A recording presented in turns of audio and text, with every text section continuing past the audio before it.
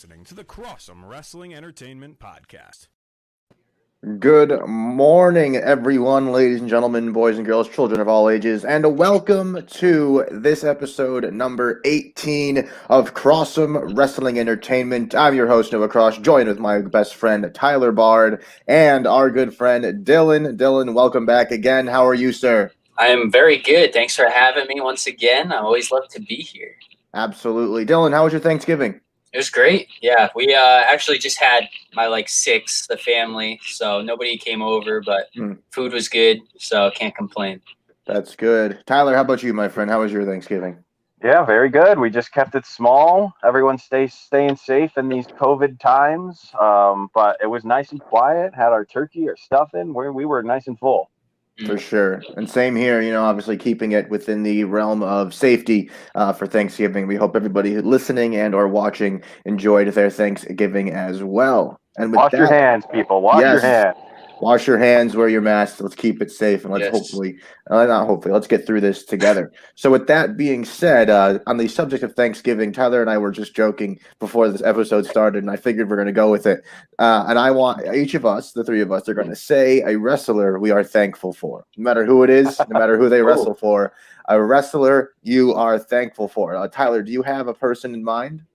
I do have a person in mind. It is someone I have been a massive fan of since the beginning of me watching wrestling. Someone who I think is a major staple that holds together the wrestling community, and that's Triple H, the COO over in WWE. Maybe one day he'll smarten up and realize AEW is the place to be. But but Triple H, forever thankful for Triple H. Very good, very good. Dylan, I know I kind of just caught you off guard here, but do you have a wrestler in mind that you're thankful for? I'll keep it within AEW since, that is the whole theme of this. And currently, the guy I've been quite thankful for watching on a weekly basis has been the cleaner himself, Kenny Omega. He's been phenomenal, and I'm so excited for next Wednesday. So very solid choice. And it's tough for me to get this to one person. If you were to ask me on a show that was not all about AEW, I would say a man by the name of John Cena, who Tyler knows is my all-time favorite. I'm shocked you're not saying that. Yeah. No, but like I said, if this were not a show about all things AEW, I would say John Cena. However it is, and however I am the host, and the show is my last name. Therefore, the wrestler that I'm thankful for would have to be Cody Rhodes. He just is an absolute enigma at this point. He is an all-star. He is one of the biggest reasons, if not the reason, if you ask some people, why AEW even exists.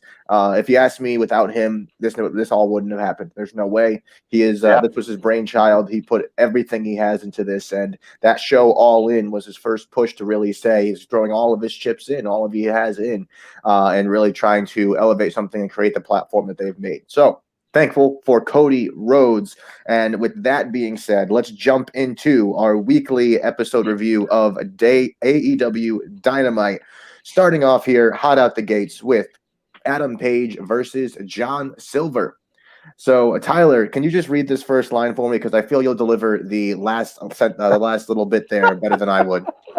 Oh, man, of course. Yeah, it was a very funny way to start it off. So, yeah, Adam Page versus John Silver. It started backstage, and it said that with the Dark Order saying, Dark Order is going to get a win tonight. You want to know why? Because Johnny Hungee!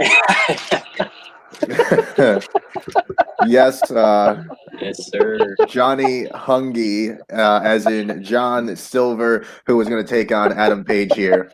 I changed my answer. I'm thankful for John Silver. Yeah, I'm thankful for Dark Order as a whole. Fair enough. Tyler making a quick jump there over to John Silver, or Johnny Hungee, as he was coined. Johnny Hungee! There you go. As he was coined here for this episode of Dynamite. Or so John Silver put it in the pre-recorded promo ahead of his showdown with Hangman Page in last night's opening contest. In the night's opening contest. Silver showed off his arms early, then mocked Page's, only to eat a discus forearm to the face. Silver recovered and continued to take things lightly, as Tony Schiavone pointed out on commentary that Page came out to the ring without a beverage in his hand. That's big stuff. I'm proud. I'm proud of him for making progress, in his life. What a big boy. Yeah, without a beverage. Perhaps hinting at a more focused Hangman than ever before. Silver finally focused on the task at hand and wore Page down, packing his punches with power and delivering a German suplex for 2. Page answered with a springboard clothesline that dropped his opponent off the apron. Page fired up, building momentum on strength of a Samoan drop and standing shooting star press. Silver countered with a buckshot lariat with a Hurricane Rana for 2, which that Hurricane Rana, when Page was going for that buckshot lariat, was absolutely mystifying. Like, it just looked beautiful. It came out of nowhere. Oh, yeah. A big kick and a brainbuster followed for another near fall.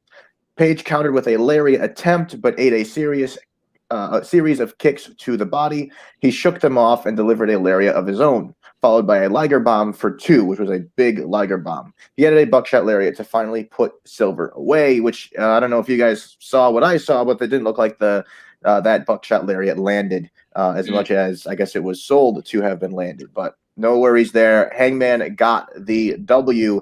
Dylan, what do we think of the opening contest? You know, I like both of these guys. I think they both very talented, and I like the opening match. I like that whole concept. I like what they're kind of alluding to.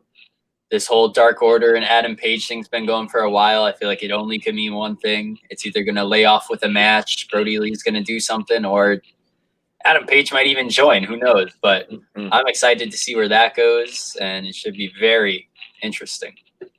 It almost sounded as if the Dark Order was looking for a new leader, because maybe they don't like Brody Lee anymore. At least with the way that Evil Uno spoke to Adam Page afterwards, it almost felt like not so much that they wanted him in the group, but they needed him in the group. Okay. So that is, I know that's a reach, but it almost felt like that could be what they were alluding to. Okay. No, fair enough. That's definitely a bit of a take there. As you said, a bit of a reach, but I like it. I respect it. We'll see where things. I like to do that. He does. I know you do. I know you do. I made Renee have that come true of her being pregnant. Yes. Oh, yes. Man. Correct. It was all you. Moxley listens to our show. Nothing to do with it. Moxley listens to our show and was like, you know what? He's right. We're just. Anyway, he called me out. I have to announce it now. Anywho, yes, as you guys said, a great opening contest there. You love to see matches at the beginning of the show that have some hype, have some big action, a few big moves there to really get the audience into the wrestling mood and ready to go for the entire episode, which led us into a match with an opponent that we were all looking forward to and seeing who it was going to be. I predicted it was going to be someone huge, as in Cody. Tyler, I can't remember who you said last week. Who did you say was going to be? I said Darby, but Okay. a certain Dylan said it was going to be a jobber. He did.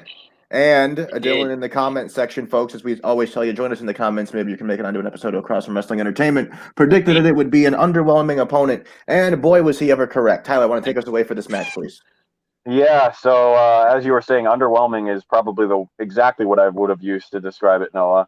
So just a few days, a week after turning on Cody Rhodes and Darby Allin, the newly dubbed Powerhouse Hobbs battled. Well, I love that name, by the way. Battled Lee Johnson in singles action. The smaller, faster Johnson tried to stick and run early, but Hobbs got his hands on him and proceeded to demolish the overmatched competitor. He put him away with a massive power slam for an uncontested victory. But, as impressive as it was to see this, that wasn't the moment of this that was all that exciting. Taz would later take to the ring, and he had a few things to say. He joined the ring with holding the FTW championship, and he took exception to AEW not recognizing the title for what it is. He claimed that he would not leave the ring until someone from management came down to the ring. His mic was cut not once, but twice. And Taz would threaten to go on to the commentary team because he knew that they would not cut those microphones. Cody eventually came out of the tunnel and said that Taz was done, claiming to come to the ring out of respect. Rhodes said that they needed to end this because next week at Winter is Coming, they will leave it all in the center of the ring. As the segment turned heated, Rhodes asked Taz why his son was training with him instead of his own father, and the human suplex machine applied the Taz mission on the executive vice president of the company, leaving Cody in a little bit of a heap in the center of the ring. I love that they're doing something like this with Taz. He is one of the best submission artists of the like 90s, 80s. He was the Taz mission put away quite a few opponents. And Cody's lucky that those men came down to the ring, or he would have been out cold. I personally loved it. What about you guys? Dylan, go ahead. All right, so to start off, straight up prediction. I know wrestling. Lee Johnson. Nailed it. I like Lee Johnson too. I wish he would get a little bit more recognition. He's not that bad, but I predicted the squash match. I felt it. I don't know. I know you said you like Powerhouse Hobbs. I don't know how much I like the name yet. We'll see as time goes on how either annoying it feels or how meant to be it feels. I'm not sure. The after segment, I thought it was really good. I have to agree with you. I think Taz being more than a manager here is important to all of AEW because they don't have like managers like this where they'll get in the ring like this. I think it's going to be very, very interesting to see where this goes. Yeah, for sure. I agree. It'll be interesting to see where it goes. You don't usually see managers getting into the action, as you said. So it seems Taz is more than willing to jump in there, obviously putting a submission on Cody. Throwback is correct. Yes. Dylan's dad jumping into the action here in the comments. Absolutely. Seeing Taz going back to his old form of wrecking some people here, putting them to sleep. So it's fun to see. As you said, it's something different. Will this lead to a match that Taz will have? No, I don't think so. Does anybody disagree with me on that? It might. It could. I think no. It's because the Nightmare family is massive. Yeah. So I think it could lead to maybe Billy Gunn versus Taz. That'd be great. We could have those two throw it down at a pay-per-view in the near future. Maybe just next week, they throw down on Dynamite a little bit. They come to blows and they set up a match for the future. So I think that's something that could happen. Taz is 53 years old. As I just looked up, dude.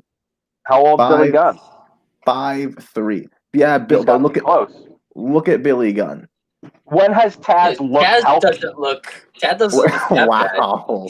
Taz has looked the same his whole career. He has never looked different. This is the same Taz from the 80s. Gosh. And Billy Gunn still kick your ass. Billy Gunn is 57. Exactly. Yeah. Look at that. He looks like he's like 30. Oh my Lord. Exactly. Yeah, Jericho's like 50. He's like 49, 50 too. So I mean, right. Yeah, but Jericho's a demo god. So yeah, no, don't worry. I know Jericho's. What is age? When you're him. Le Champion never ages, like a fine wine. He only gets better with age. All right. So obviously a lot of interesting things happening here around that storyline. We will see where that takes us. Jumping into some tag team action here, where we get to see some young stars go at it. Obviously, I would say this is a classic heel babyface match here, right? You know who your heels are. You know who your mega baby faces are. So we have Top Flight versus the Hybrid 2, moments after their breakout match with the Young Bucks.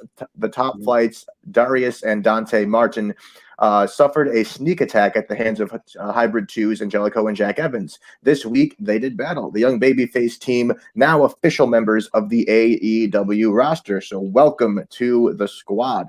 During the picture-in-picture commercial break, Evans and Angelico downed and isolated Dante until a hot tag sparked the comeback.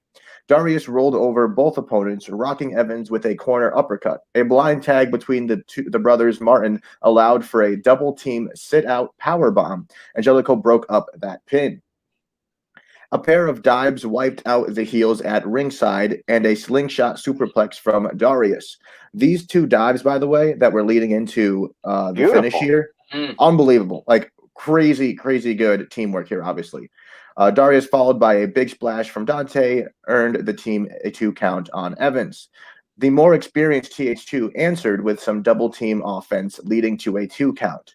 The action broke down. Evans demolished Darius at ringside, and Angelico forced a tap-out from Dante for an impressive hard-fought victory. Now, when we say Evans demolished Darius, I know you guys probably saw this, but whoever's listening, if you haven't seen this yet, if you want to go check out this moment from this match, Darius was sitting on the apron of the ring, facing away from the ring, like towards the crowd. where Evans grabbed his feet and pulled them out from underneath him, and he flat backed right onto the outside of the ring like that. Did you guys see that moment? Did you have the same cringe as I did? Okay. He was so flush. Yeah. It was like dropping a book on the ground, and it was like so sign out of a cartoon. Like, yeah, literally. I actually, sitting by myself, I yelled "OF," like, you know, because it just sounded like and looked like it hurt a lot. Yeah.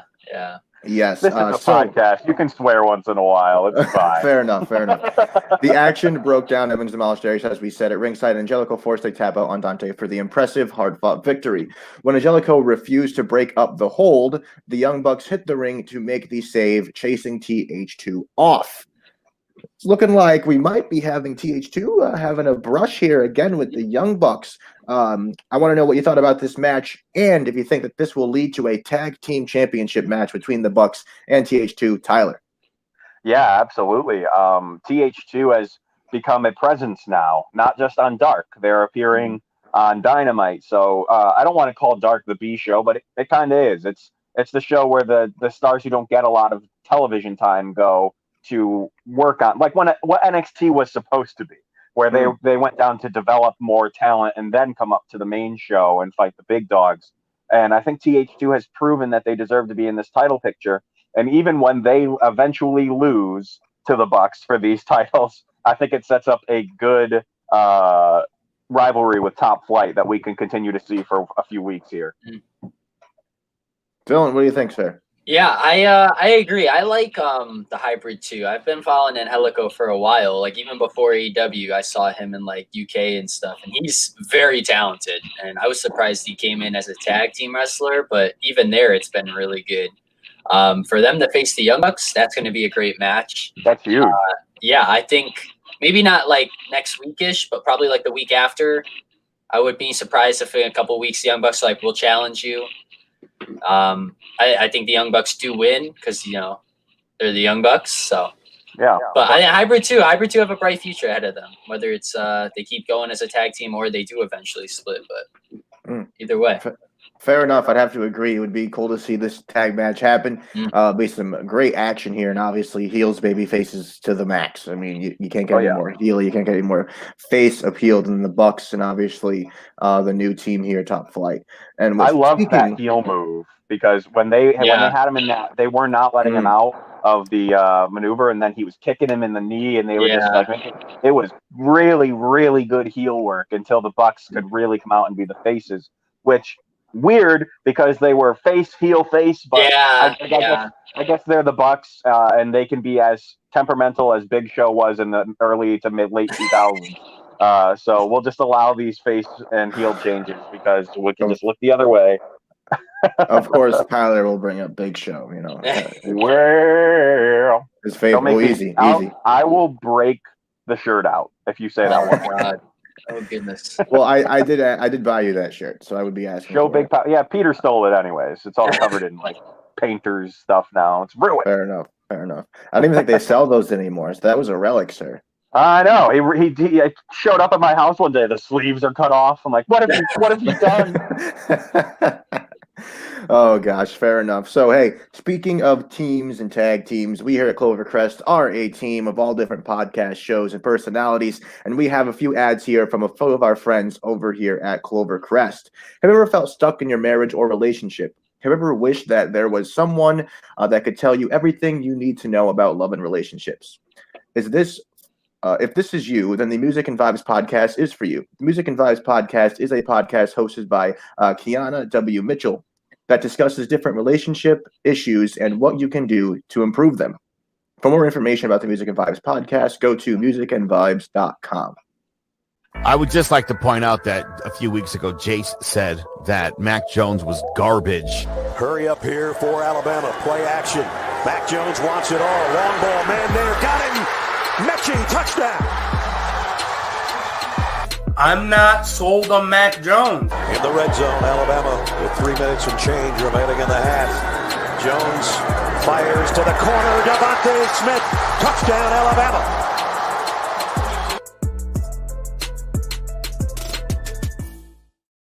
Clovercrest Media Group presents a CMG podcast. Keys to the City. Keys to the city, baby. When you see us, so you know. Crossed up by Kobe, little floated Shaq, and then Shaq goes like this, and the rest is history. Pay attention. Don't tell me what to do, Devil Woman. But speaking of those Lakers, hold on. But I didn't make I said Denver's gonna win. Yeah, you did. You said that. There's no other show like that. Clovercrest is doing great things right now. When I was 12 years old, I became a Jack Nicholson superfan. This happened almost overnight on an evening in February 1997 when I first saw The Shining. Here's Johnny! In those 20-plus years, I never stopped being a Jack superfan. I want the truth! You can't handle the truth!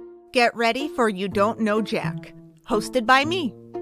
Subscribe today on your favorite podcast platform. Looking for a casual baseball podcast to listen to? Well, Baseball with the Bard, presented by Clovercrest Media, has just what you're looking for. Tyler Bard and Noah Cross cover a wide range of happenings in the MLB, and then dive into a deep focus on the Red Sox and Yankees. Join us every Sunday at 11 a.m. Eastern Standard Time for your weekly dose of Baseball with the Bard. And a very good thank you for all those messages from Clovercrest. We are so happy to have such a supportive and strong group here. And with that being said, let's get into another match with two supportive and strong groups going against each other. Tyler, take us away for this one, please. That was an adorable intro. Oh, that was so nice. Supportive and strong group. You can't tease that. That's so nice. The new and improved Inner Circle accompanied Chris Jericho and Jake Hager to the ring for a high-profile tag team match against SCU's Christopher Daniels and Frankie Kazarian. The contest marked the first time in their Hall of Fame-worthy careers that Jericho and Daniels squared off with each other in any form. Any form. Any form. These guys have been wrestling for 30 years, and in any form, this is the first time they're fighting.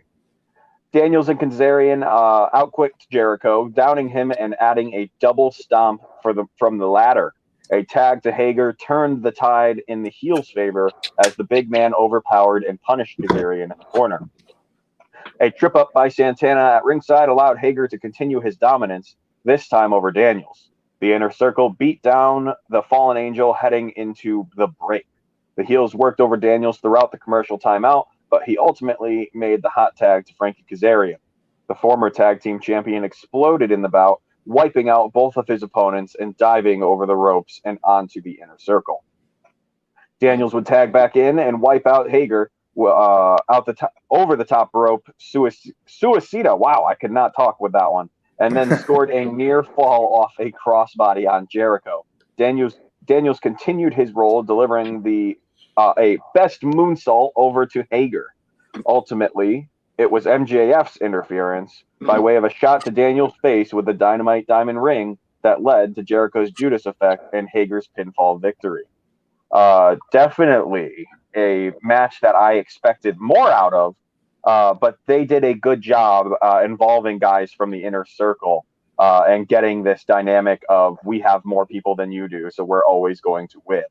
I enjoyed it. I don't know if MJF is going to be able to interfere as well soon because he may be losing that ring pretty dang soon. But we'll see. We'll see. Dylan, did you like this one? I did. I really did. I think the whole dynamic of the Inner Circle right now is great. I love that they have Wardlow and MJF there now. And if they're all going to be around the ring every match, like how are you going to beat Jericho and Hager? Like you're just not. They're already good as they are. You add all the interferences you can have on the outside, unstoppable. Yeah, they're in trouble, definitely. And you were saying when you brought up Wardlow, it just makes me laugh every time because every time they're backstage, Wardlow and Hager are just staring at each other. I love it.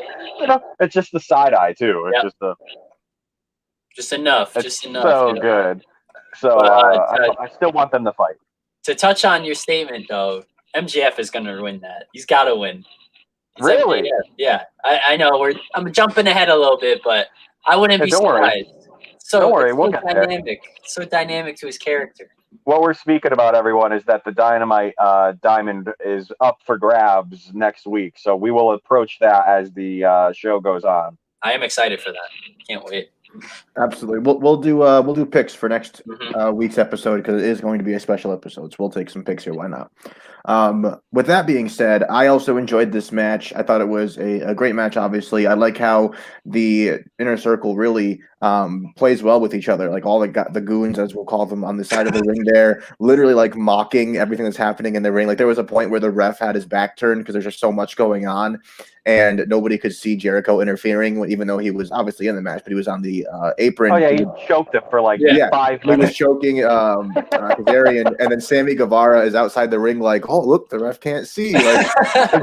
Like, they're just ridiculous, but it's funny, you know. Like they're playing into their characters, they're playing into those guys that you just look at and you're like, "Oh, what jerks," you know. Like, so it's good to see. They're obviously a really good vibe there, and I did like seeing Scorpio Sky come out at the end, obviously.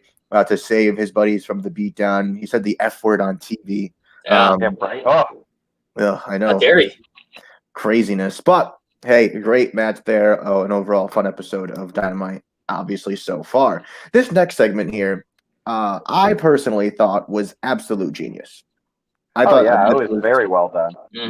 This was fantastic. And that was the contract signing for the AEW World Championship match between Kenny Omega and Jon Moxley. Justin Roberts delivered another over-the-top introduction of Kenny Omega, but before the top contender to the AEW World Championship could make his grandiose entrance, Jon Moxley attacked, kicking his ass, as the script says here, to the ring before delivering a paradigm shift on the world title.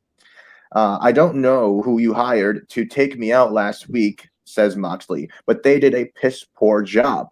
I thought we settled our difference a year ago, but then you had to go ahead and piss me off, are the remarks that the champion Moxley delivered to a beaten down Omega.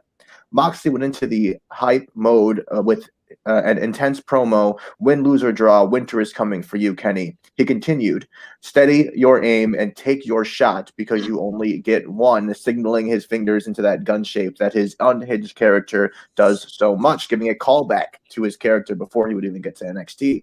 Moxley signed the contract before exiting the ring. To me, that is how you set up a match. That was absolutely, yeah. You know, were we clapping for? I would clap. That was, yes. That right there was perfect because they went tit for tat. Kenny got the best of Moxley last week. Maybe, like we still honestly we don't know if that was Moxley. Maybe, I'm sorry, Kenny, who hired someone. It was Renee. Yeah. What a swerve! What a swerve! That's a McMahon storyline if I ever heard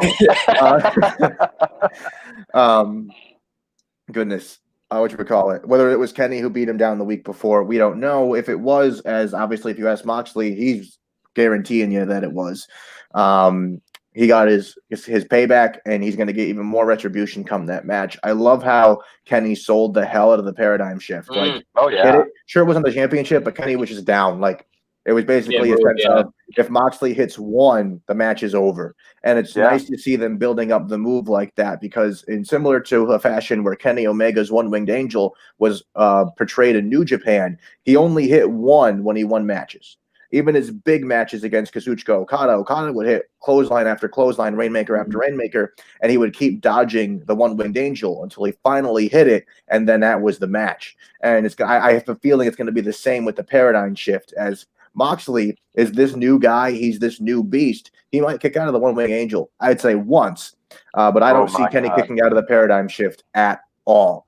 Dylan, what do you think of this segment? Well, just off that, I think me and Tyler think the opposite. I think you could see a kick out of the paradigm shift, but the One-Winged Angel right now, nobody's kicking out of.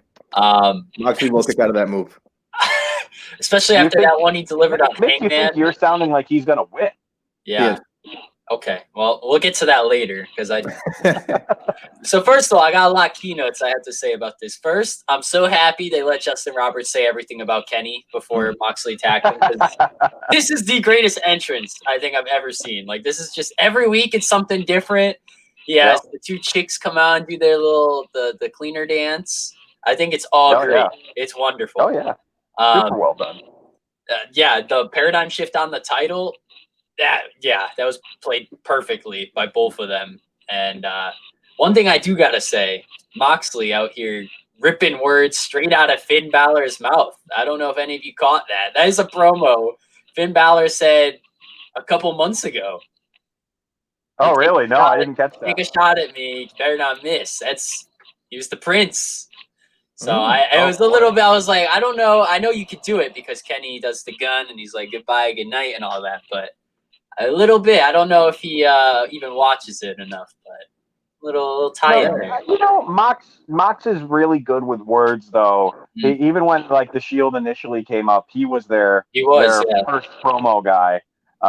So Mox is incredible with words. He has a way of fitting little nods to other wrestlers in it here and then. So maybe it was on purpose. Maybe it was a nod to Finn Balor. Like I know when Dusty Rhodes passed away, he cut some incredible promos that included Dusty's old promos. So Mox has a really good way with words. So maybe it was intentional. Maybe it was just a coincidence. But yeah, I didn't catch that. Tyler, you seem like you were itching to say something about this segment. Yeah, you know, I really liked. You guys have basically covered everything I wanted to say except for one thing, and it was backstage. Kingston was cutting a little bit of a promo backstage, and he got interrupted by Mox, who literally didn't say anything. Moxley just got right in his face, and Kingston knew immediately what it was. He goes, "Wasn't me. Yeah. You know it wasn't me." And he walked away, and he goes, "Damn, messing up my." What do you say? My chi? My feng shui? Something like that. He's like, God, messing up my feng shui. And he walked off.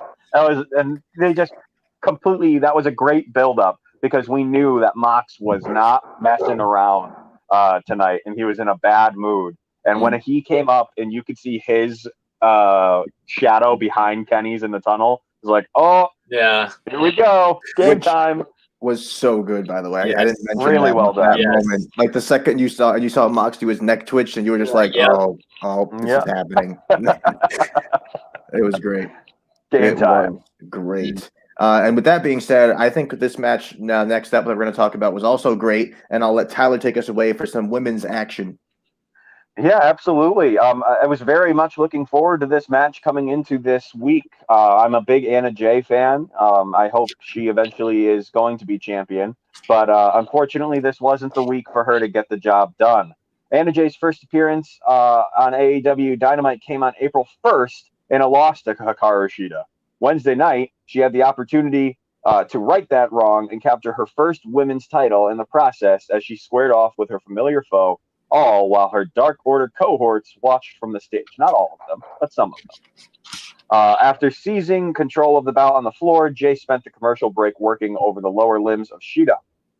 The challenger dominated during the break, grounding Shida and working a headlock in the process.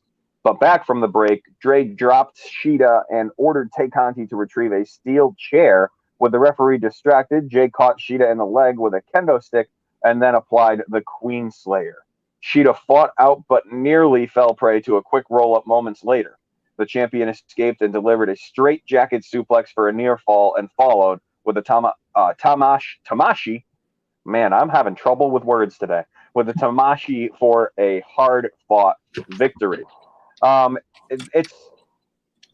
wrote hard-fought, but I actually don't fully agree with myself there. The second time I watched this through, it just felt a little bit rushed, and I feel like these two could have definitely put on a better match. I hope she gets another chance down the road to prove herself, Anna Jay, but it looks like unfortunately it's not going to come anytime soon because as Shida went up the ramp, she was met by this undead villain.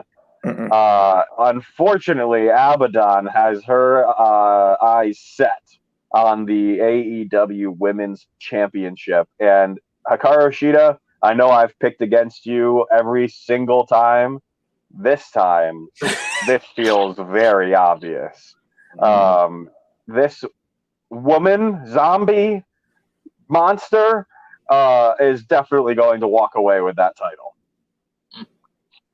Yeah, the match was good. I enjoyed the action. I enjoyed the numbers game that comes in and plays around with these matches, like the chair being handed in, followed by the kendo stick, and Shida obviously fighting off all the obstacles, whatever else. I agree with you with the C grade, by the way. I thought it was good. The post match here with Abaddon coming out.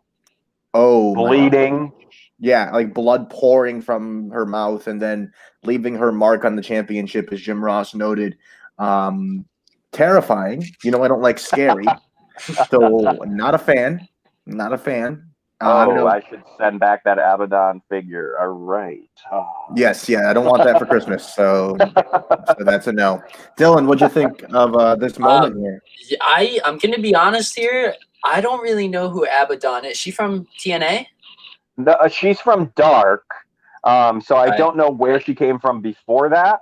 But she's just been absolutely destroying anyone who got in her path. She unfortunately got injured. So if you haven't watched Dark, if you didn't watch it early on, that's probably why you don't know her very well. But she's just this zombie character that just beats the holy hell out of anyone that gets in the ring with her. Okay. Yeah, I was kind of like taken back. I'm like, is this a bigger moment or not? I'm not quite sure. But judging by the character, it seemed like we're in for a treat. Yeah, absolutely terrifying. This feels like it could be a match that lasts less than 2 minutes. Really? When they go up against each other. Ooh. I don't know. I think Abaddon will absolutely rinse Hikaru Shida. But I've never had any faith in Hikaru Shida. That's so true. We always pick against her. Yeah. I'm going to still go with Hikaru Shida in that match. As you know, I will, because she has not let me down so far. That's true. And, yeah, we don't know if that's happening next week or not, though. They didn't announce a day.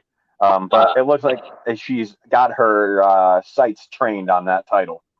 Let me ask, while we're on the topic of the women's title, somebody I want to see who we haven't seen since like the beginning of Dynamite. Awesome Kong. That's somebody I want to see. It is. I don't think she'll ever come back. I think that was like a 2-time thing. Was there anything that happened with that? I feel like you guys might know more than me. No, just she's had her time in the spotlight, and she's there to basically develop the women's division. Oh, man, that's tough. I was a fan of her as Karma in WWE. And Noah and I watched that together, that Battle Royal, I believe. And when Brandy came out and said, this is going to be awesome, I'm like, wait, shut up. No, it's not. And then the roar happened. I'm like, oh, right. I was excited too. I'm like, that's something I'd want to see. And they like teased her in like a feud, and then like I never saw her again. Yep, see you later. Well, I think if she comes back, we could see an incredible monster versus monster match with her and Nyla. And then the winner of that go on for a title opportunity, which I would like Nyla to eventually hold that title again. But we'll see. We'll see. Yeah. Yes, we shall see. Great segment there. What's going to happen with Abaddon Shida, the Women's Championship? A lot of questions, a lot to look forward to, which I was looking forward to this main event here where we had the Bastard Pack and Rey Fenix take on the Butcher and the Blade in one heck of a main event on AEW Dynamite last week. A week after returning in the Death Triangle, Penta L0M accompanied Rey Fenix and Pac to the Squared Circle for the main event showdown with the Butcher and the Blade, accompanied by the Bunny. Eddie Kingston watched as Butcher. You good there, Tyler? You're getting excited, homie. Sorry. Eddie Kingston watched as Butcher and Blade started fast and furiously attacking their opponents on the stage. Pac and Phoenix answered, building momentum for themselves until the even bigger heels momentarily isolated the Bastard. A tag to Phoenix saw a turn of the tide as Death Triangle sought its first victory in months. The team worked over Butcher for the considerable portion of the match until a tag to the Blade saw the big man power his way into the match and pushed the smaller Phoenix.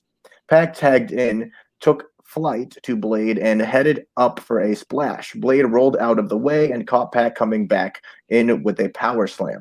Butcher re-entered and turned the Bastard inside out with a lariat.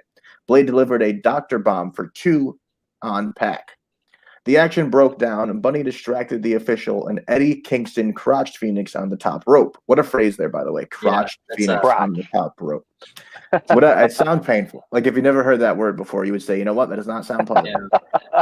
Butcher and Blade capitalized and scored the pinfall victory. The victors, Kingston and the Buddy, stood tall in the wake of their monumental win. Kingston would then deliver a DDT to Pac onto a steel chair and sought to do more damage until Lance Archer, look at the eyes on that man. That's a psychopath.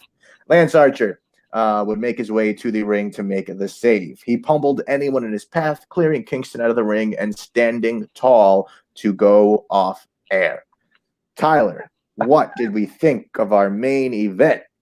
I said it last week. I said it the week before it. I said it the week before that. I said it the week before that. The Butcher, the Blade are so good. I love their dynamic with the Bunny. They are becoming must-see wrestling in Dynamite. They've been the main event 2 weeks in a row, and I love it. I absolutely love that these guys are going to be at the top of the picture. I want them to hold the titles, and I would love it for them to be the ones who beat the Young Bucks. What a monumental win that would be for these guys to beat the Young Bucks. And also, I love the fact that JR seemed super confused at the end of the show when when Lance Archer came out. He was just like, what kind of problem does he have with Eddie Kingston? I'm like, did you forget that where have you been? That was like the leading thing for their right. But okay, whatever, JR. Just go take your nap, have your coffee. We'll come back and pick you up, Grandpa. It's okay. You'll be fine. Well, everything will be fine. We'll get you some barbecue sauce. But yeah, no, I absolutely enjoy. Oh no, don't do it to me. Oh, do you have it? Signed. Oh, signed. That's wonderful. Good old JR. So I guess I'll leave with this. In JR's words, this was a slobber knocker. Well done, Dylan. What'd you think, sir? This is a great match. I'm really starting to grow on all 4 of these guys. I've loved Pac for a while, but these groups individually are phenomenal, and to see them both in the main event, it's great. I didn't see that happening in the end. I kind of thought Death Triangle was going to win, and I'm pleasantly surprised that Butcher and the Blade got a win here. Yeah, it helps them. And then Aftermath, I didn't think anybody was going to help them, but they kind of were like, oh, someone's going to help, typical wrestling ways. And Lance Archer came out. Yeah, they panned out. And I'm like, nobody's going to help them. They're still heel. Like, who would help them? And Lance Archer came out. I was happy about that too. Sure. Yeah. For sure. And yeah, I have to agree with both of you. It was a great show. Butcher and Blade are definitely doing amazing things. I'm excited to see where their career is going to go. It's nice to see Archer back in action, pummeling everybody in his path, as we noted here, to close out the show for AEW Dynamite last week. So, as we always like to do, being the marquee wrestling fans that we are, Tyler, out of 5, what would you give this show? This was a very good show. I think it was probably on the same length as last week, so I'll give it a 4 again. Dylan. Yeah, I'd agree with Tyler there. There was a lot that happened, not too much that would be a perfect score, so I'd say a 4-2. I'd have to agree with you there. I'll stick with the trend and go with a 4. Great show. I wouldn't say it was over the top and to go all that way with a 5, but great show nonetheless. Coming up next week, we have an action-packed week here of AEW Dynamite in the sense of winter is coming, folks, for AEW. First up, a match that we referenced before, the Dynamite Diamond Battle Royale. So far announced for this match are MJF, Wardlow, Miro, Kip Sabian, OC, Scorpio Sky, Matt Sydal, Private Party, Matt Hardy, Alex Reynolds, John Silver, Sammy Guevara, Adam Page, and Shawn Spears. And like I said, those are the names announced so far. Dylan, I know you wanted to talk about this a little bit. What do you have to say? Because I know you have a pick already that you mentioned before. Yes. I really am excited for this. All these names are great. There's not a bad wrestler in this group. It's not easy, somebody's getting thrown out right away type thing. Anyone could win this, realistically.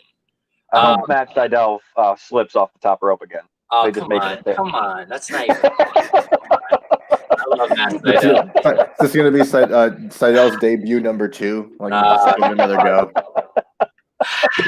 Tyler, there's 2 people I hope win this match. One of them has to be MJF because I think it works best for him. But I'm not going to lie, if Shawn Spears were to win this, I also wouldn't be mad. I think that'd be very fun. Very good. Very good. Tyler. All right. That's Sean Spears. I wasn't expecting that. That'd be a huge win for him. But I have my eyes set on someone in this picture that just seems to make the most sense story-wise. And I have a second that I'll follow it with. But I think the person who needs to win this match is Wardlow. Ooh. I think that would be a massive win for Wardlow because then he gets to have the ring of the guy who's abused him for the last year. And so now it will be on his finger. They're equals now. They're both part of the inner circle. You know, there's no leader here. So for him to turn the tides and take the thing that MJF loves most, that could be a cool storyline. That'd be crazy. And the backup for that would be Miro. I think Miro deserves a big win here. So to have him continue his rage and win and have this ring, I'm all for it. Well, I'm going to take the most simple route possible with this one. MJF is going to win this match. Hey, there we go. And that's coming from a hater of MJF. Literally, Tyler, what are you doing? Like, what? No, I think MJF's on this little spiral right now where he doesn't need to win, and he's going to get annoyed of not being the star and the leader. So I don't think he can have any big wins right now. All right. I could see. Well, I'm looking forward to this one. We'll see where it goes. Definitely a first of its kind with the Dynamite. I should say Dynamite Diamond, excuse me. Another match that we have coming up next week is Chris Jericho versus Frankie Kazarian. Oh boy, looking forward to this. Two definite veterans of the sport. Quickly, Dylan, who do you got? Obviously, I'm going with Jericho. I hope we see more of the tactics from the Inner Circle, but Jericho's got to win. Tyler? I think Inner Circle costs Jericho the match by accident, and Kazarian pulls off the upset. Okay, those are some big words.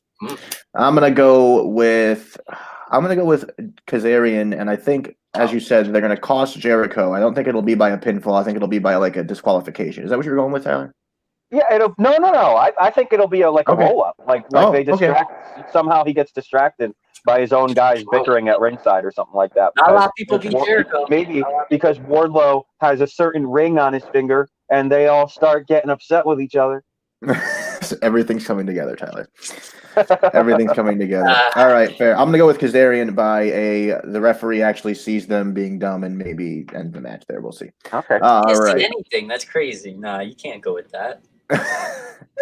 Fair enough. And if anything, Dylan, this is going to give you a big edge because Tyler and I both just went with Kazarian. Next up, we have Darby Allin and Cody Rhodes versus Ricky Starks and the powerhouse Hobbs. This one's going to be, oh boy, exciting to see this freaking match. Here, I'm going to go with Cody and Darby Allin because I'm not going to pick against them because Darby is the champion. I can't see him taking the L. Will Hobbs will not be pinned in this match. He's going to look strong. I think that the only way they're going to get him to not be a part of the finish is if they just kind of knock him out so he's outside of the ring long enough so they can pin Starks. Tyler, what do you think? Yeah, I actually agree with you on this. I think Ricky Starks is in this match to be the one who gets pinned. Kind of like they used to book Kane at the end of his career. So I think that's why he's here. I think they couldn't put their current FTW champion in there to get pinned either. So we needed someone to take that pinfall. For sure. Dylan? Yeah, I'm agreeing. I think we're going to take the round here. We're all going to agree here. I think in the future, we're going to see Hobbs and Cage team up just because they can against Darby. And they'll be amazing. And I think that would be very great to just beasts in the ring. But this week, Darby and Cody would be very nice to see win. For sure. Cannot agree anymore. Some women's action here for Winter is Coming. The Dr. Britt Baker, DMD, will take on Layla Hirsch. Or Layla Hirsch? Do we know? Yep. You got it. Okay, Layla. Very good. Layla Hirsch. My apologies for butchering it the first time there. In a women's match here, Dylan, who do you have? Going with Britt Baker. She's got to start building some momentum to get a title soon. For sure. Tyler? Yeah, come on. Obviously, Britt Baker. Ooh, love to hear it as the Dr. Britt Baker. It will be my pick as well. And I think she'll be beginning her climb, as Dylan said, to a women's championship contest. And that leads us to what is going to be our main event of the evening, at least I would think. We will see Kenny Omega challenge Jon Moxley for his AEW World Championship. I am excited to see this match. First, start us off. Tyler, who's winning and why? It's time for a new champion in AEW, especially because Mox is about to be a daddy Mox. Kenny Omega is the best person to take this title off of Mox. So get your brooms out because the cleaner's coming for you, Moxley. Ooh, Dylan. I gotta say, I'm so excited for this match. This whole night feels like a fighter fest, like a smaller pay-per-view. Yeah, honestly, like it's hyped up. I'm really excited. I'm also taking Kenny Omega. I think everything he's done recently, everything he's done in the past, it's all led to this, and it's gonna be great. And Kenny's walking out finally with the belt. Very nice. And I'm going to have to disagree. I love Kenny Omega. Any other circumstance, I would probably pick him. I'm going to disagree with both of you. I'm going to go with Jon Moxley retaining his AEW World Championship here. And as I said before, the match will go like this. Moxley will continue to try and hit the paradigm shift, and Omega will keep reversing it. Omega will finally hit a one-winged angel. Moxley will kick out to the astonishment of everybody, and then it will take one paradigm shift to pin Kenny Omega, cementing Moxley as that overall mega champion that we know he is. Regardless of who wins, I think we're all going to win during that main event. It's going to be a great match. Sure. Going to be a great match and a great show, which leads us into the end of our great show, at least we would like to think. We want to first talk about our friends over at Clovercrest Media. If you like podcasts, make sure you visit Clovercrest Media for a wide variety of different podcasts covering sports, relationships, and many other things. One of those other podcasts that we want to talk about quickly is our friend over at the Hard Hittin' Wrestling Show, hosted by Ovi Muniz. They will be having a very special guest on their show on December 1st, the day before winter is coming. So a very impactful week, Tuesday and Wednesday, of great wrestling action here, where the Hard Hittin' Wrestling Show will be interviewing Lio Rush. Join them, Tuesday night, right? Tyler, do we know what time they go on? If not, we can make a post about it on our page. Usually around 7 or 8 o'clock. You can probably bank on 8 o'clock. Perfect. So bank on 8 o'clock. We will be making sure we share that on our page here at Crossland Wrestling Entertainment, so you could see them interview Lio Rush on the Hard Hittin' Wrestling Show with Ovi Muniz. And with that being said, this was Crossland Entertainment. I'm Noah Cross. That's my best friend Tyler Bard, joined by our friend here, Dylan Bracha. We will see you next week, same time, same channel. Thank you for joining us.